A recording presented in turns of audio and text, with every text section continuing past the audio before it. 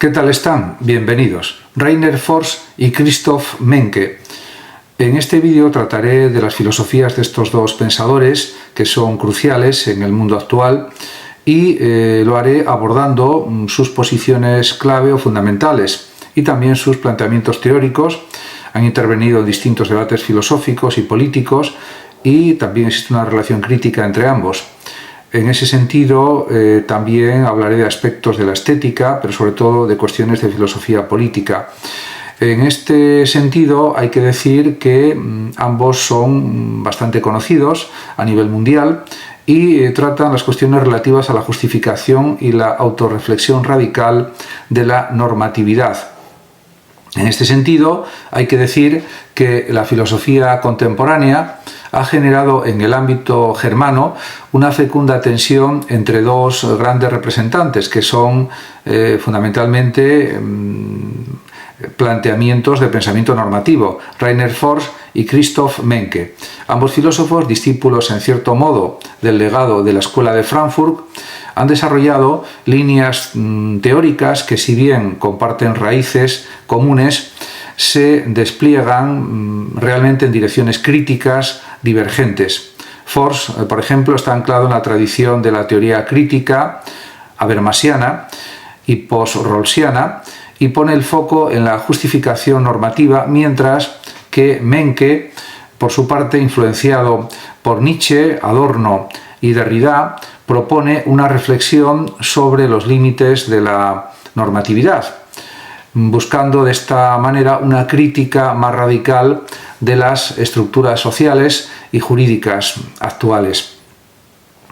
Como se puede observar, hay que decir que para comprender todo este fenómeno es necesario entender la riqueza de sus aportaciones y debemos recorrer, por tanto, el trasfondo filosófico que alimenta el pensamiento de estos dos filósofos, sus construcciones conceptuales y lo que los separa en cuanto a sus planteamientos.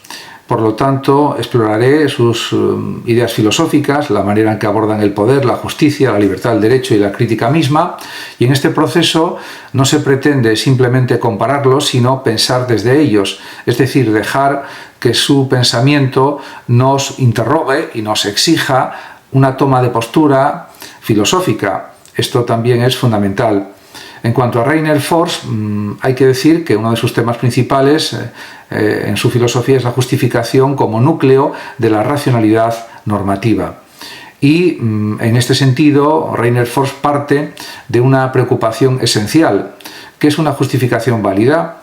Su teoría de la justificación, fundamento de su filosofía política y moral, entiende que la legitimidad de las normas prácticas o instituciones o de las instituciones depende de su posibilidad de ser justificada recíprocamente ante todos los afectados, desde condiciones de igualdad y libertad. Esta idea, que debe tanto a Kant como a Rawls y Habermas, es sin embargo reelaborada por Forss con un nivel de precisión y de profundidad que la convierten en un sistema propio. En cualquier caso, hay que decir que el punto de partida es la crítica de la razón normativa insuficiente. Para Forss, gran parte de los conflictos sociales y políticos no se resuelven por falta de poder o coerción, sino por un déficit de justificación. Vivimos bajo normas, podemos decir, que muchas veces no resisten el escrutinio racional, porque están apoyadas en dogmas, tradiciones o relaciones asimétricas de poder. La crítica normativa, entonces, no debe contentarse con denunciar injusticias, sino que debe apelar a una capacidad fundamental de los sujetos, que es la exigencia de razones que puedan ser aceptadas por todos en condiciones de simetría discursiva. Por tanto, se puede decir que hay un derecho a la justificación, y yo diría también que un deber de justificar muchas cuestiones. Esta es quizás su tesis más famosa y radical. Todo ser humano, por el hecho de ser racional y libre, tiene un derecho moral a exigir justificaciones de las normas que lo afectan. Este derecho no es derivado, sino fundamental y estructurante también. Es el núcleo de la justicia, ya que las personas no pueden ser tratadas como simples objetos de regulación, deben ser reconocidas como coautoras de las normas que las gobiernan. Y esto, pues no hay que olvidarlo. En cuanto al derecho a la justificación, se puede decir que trasciende lo jurídico y se convierte en un principio ético-político universal, que puede ser universalizado.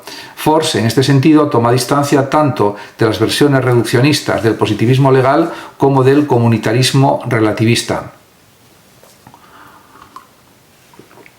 Para él, la justicia no es cuestión de consenso cultural ni de cumplimiento legal, sino de posibilidad de justificación intersubjetiva imparcial.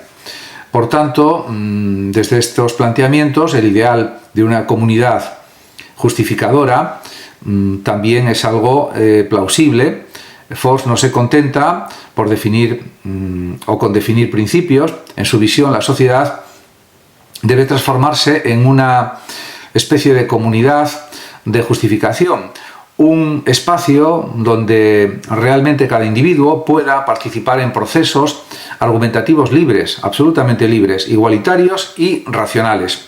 La utopía normativa de Force no es, por tanto, la de una sociedad perfecta, algo que considera imposible, sino la de una sociedad en constante autoevaluación crítica a través del diálogo justificador o justificante. Y también esto presupone o supone una ética del respeto. Respetar al otro no es tolerarlo pasivamente, sino reconocerlo como un interlocutor válido en el proceso de construcción normativa. De aquí surge su crítica a ciertas formas de tolerancia que, paradójicamente, se puede decir, perpetúan la opresión al no exigir una auténtica reciprocidad justificativa. En ese sentido, frente al monólogo está el diálogo, la argumentación.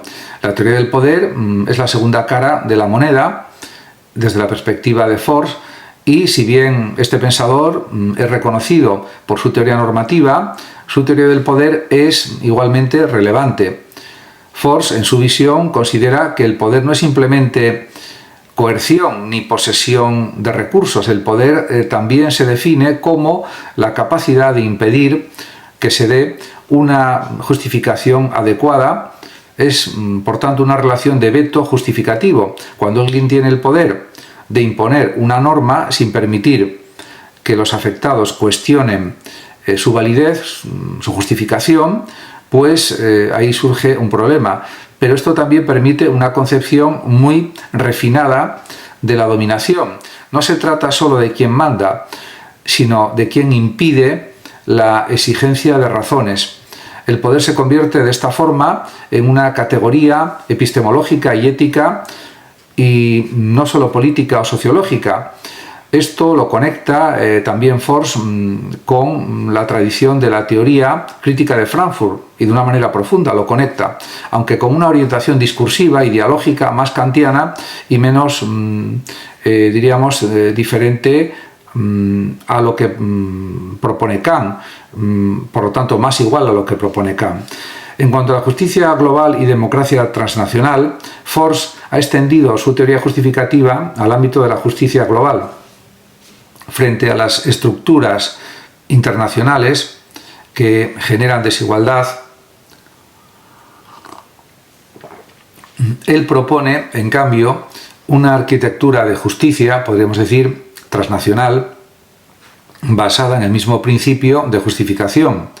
Los ciudadanos del mundo, desde su interpretación, aunque no compartan un estado común, sí comparten un espacio de normas que les afectan mutuamente y, por tanto, deben poder justificarlas en un plano global.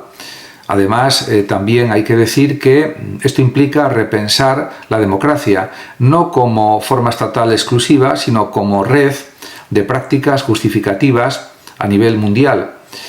El cosmopolitismo, por ejemplo, de Force, no es simplemente idealista. De hecho, busca criterios concretos para evaluar la legitimidad de las instituciones globales. Y también pues hay que señalar que todo esto pues tiene una serie de consecuencias. En cuanto a la filosofía de Christoph Menke, podríamos titularla La autorreflexión y la normatividad, o la autorreflexión de la normatividad y sus límites. Christoph Menke representa una voz radical en la filosofía crítica contemporánea y su punto de partida no es la falta de justificación, sino algo más profundo, la imposibilidad de que la normatividad se fundamente completamente a sí misma sin contradicciones internas. Mientras Force, por ejemplo, propone una arquitectura normativa basada sobre todo en la reciprocidad y la argumentación, Menke, en cambio, sospecha que toda normatividad contiene una herida, una falla, un error constitutivo que impide su cierre total. En todo caso, también hay que decir que hay unas influencias filosóficas presentes en la obra de Menke, como son la filosofía de Nietzsche, Adorno y Derrida. Menke bebe de fuentes muy diferentes a las de Force, aunque también proviene del entorno frankfurtiano. Su pensamiento, podemos decir, que se alimenta de una crítica estética y de una genealogía nietzscheana y también de la deconstrucción derridiana. Esto lo lleva a desconfiar de los intentos de clausura normativa, incluso cuando estos son discursivos y racionales. Para él, la normatividad es una práctica que no puede justificarse sin remitir a una violencia originaria, porque hay una serie de mandatos que deben cumplirse o de planteamientos y, por tanto, hay una crítica de la capacidad más allá del sujeto autónomo. Una de sus tesis más provocadoras es precisamente la crítica del concepto moderno de capacidad. Menke pues sostiene que la modernidad ha, podemos decir, centrado la libertad en la idea de la capacidad de actuar conforme a normas, es decir, en un sujeto autónomo, racional, capaz de autorregularse, pero esto genera también un doble efecto. Al definir la libertad como capacidad normativa, se excluye todo lo que no encaja en ese modelo, como por ejemplo el deseo, la pasión, la fragilidad, el inconsciente, etc. Y todo esto supone que, considerando esta línea de pensamiento que defiende Menke, pues esto supone proponer una nueva concepción de la libertad como poder pasivo. La libertad para él no es solo la capacidad de actuar, sino también la exposición a lo que escapa a la norma, a lo otro de la norma, a la experiencia estética, por ejemplo, o incluso al sufrimiento. Esta libertad pasiva pues es una forma, para Menke, de resistencia a la autoidentificación normativa total del sujeto actual, del sujeto moderno. El derecho y su exceso también es otra de las cuestiones que él analiza. Uno de sus trabajos más ambiciosos es precisamente su crítica del derecho como sistema normativo que se pretende autorreferencialmente cerrado. En su libro Derecho y Violencia, Menke argumenta que el derecho moderno se funda en una paradoja. Quiere eliminar la violencia al establecer una norma, pero solo puede hacerlo a través de un acto fundacional que es en sí mismo violento, lo cual es claramente contradictorio.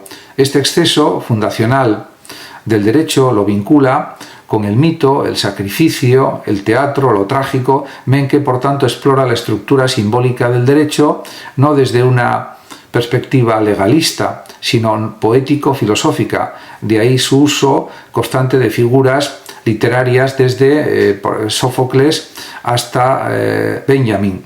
Y todo esto supone que la estética puede entenderse como modelo de crítica radical y aplicarse de esta forma también frente a la normatividad justificadora de Force o a la normatividad comunicativa de Habermas. Menke propone, en cambio, una crítica estética de la normatividad. El arte, en su visión, no es simplemente un objeto de contemplación, sino un modo también de experiencia realmente magnífica, que desborda las formas normativas del sentido y la acción. El arte revela lo que la norma reprime: el dolor, la pérdida, la ambigüedad, la imposibilidad de clausura, etcétera, etcétera.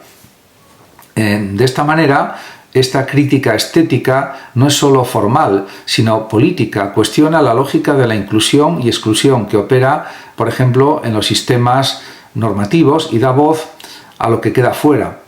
En este sentido, Menke se alinea con una teoría crítica no reconstructiva, sino más bien desconstructiva, que busca mostrar las fisuras internas del discurso moderno de la autonomía.